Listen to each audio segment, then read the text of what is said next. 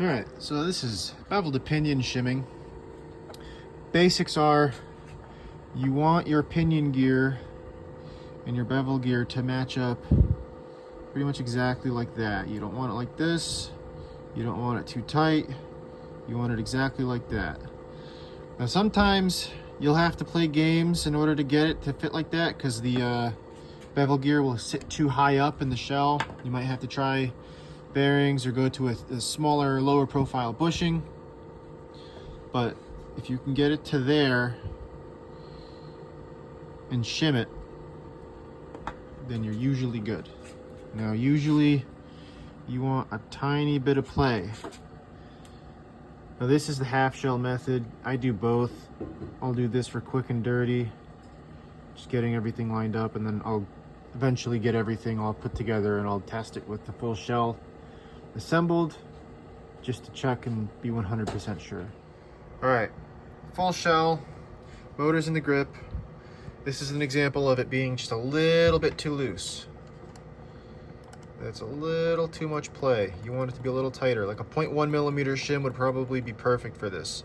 A 0.2 might be a little tight, but that's too loose. Basically, you just put a shim underneath it to bring it this way, and that'll tighten it up. And this is an example of it being too tight. That's not enough movement. Not enough play. All right, and this is what it should look like when it's good. Just that little half a millimeter of play. That's all you need. All right, spur gear. This is probably the easiest gear to shim. Basically, two things you want to pay attention to is you want to make sure your anti-reversal ratcheting latch bit on your bevel gear isn't hitting. This one's very close, but it's not hitting. And you want to make sure that you're not rubbing against the shell, which this is not. And then once you're done with that, basically you close up your shell.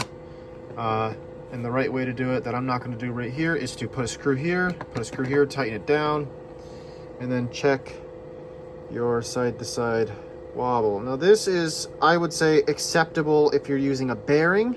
You want a little bit of play in your bearings. If you're using bushings, this is too loose. So this would need, you know, a 0.2 millimeter shim, at least a 0.1 on top of it, on this one here, to tighten that up. All right, so this is the kind of play you should have with a bushing. Just a teeny tiny bit.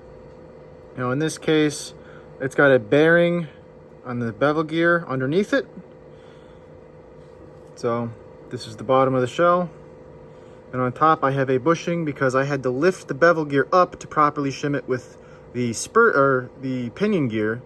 And it's too high up to properly get a shim under a bearing. So it has a teeny tiny bit of play. Probably can't really see it. But this doesn't matter on this gear because what's going to happen is the motor is going to push it straight down into the bevel gear anyways, or into the bearing. So that's, while it's tighter than I would like, it's totally fine and it spins freely. So good to go. All right, so shimming your sector gear. This one doesn't have any bearings on the top, and I'm probably going to add a bearing on the bottom because it's kind of dragging. You can feel it and you can kind of hear it. Maybe not with the pellet stove going, you can't, but you can kind of hear it dragging on the spur gear because it's not sitting high enough, and it's very hard to see. But yeah, you just kind of want to get it lifted up high enough to where it's not going to drag on the spur gear. But you also, another thing to pay attention to, because this is very important, is make sure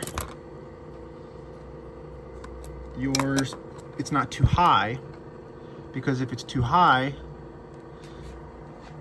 then you're not going to get full engagement of the teeth on your piston. So that's another thing to watch out for. All right, so I actually put in a different spur gear in this one, and that's because this is a 16-to-1, and the way these teeth is profiled, it's very noisy. So